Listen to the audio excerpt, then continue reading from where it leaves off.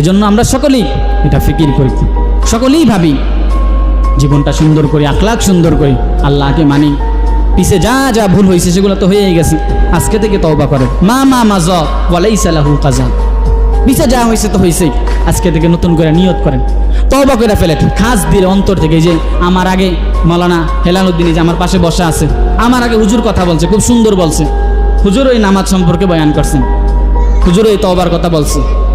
শুধু মুখে আমরা ছোটবেলায় দেখতাম যেমন করতাম যে তবা তবা তবা, এরকম একটা নীতি আছে না, বলি যে তবা তবা বললে তো আর তবা হইল না, তবা হইল না। তবা তিন জিনিস, কয় জিনিস বলেন, বলেন আমার সাথে বলেন, তবা কয় জিনিসের নাম? তিন জিনিসের নাম। এক নম্বর, পিছনের গুনাহ সমূলে ছেড়ে দেয়া, কল্লাউ মা কান, গোড়া সহ সম্পূর্ণরূপে গুনাহ ছেড়ে দেয়া। আইয়া আজিমা আল্লাহ ইয়াউদা ইলাইহা আবাদান, এই কথার মজবুত সিদ্ধান্ত দেয়া যে মাওলা এরকম নাফরমানি মাওলা আমি আর কখনোই করব না, আল্লাহ এরকম অন্যায় আমি আর করবো না মাওলা।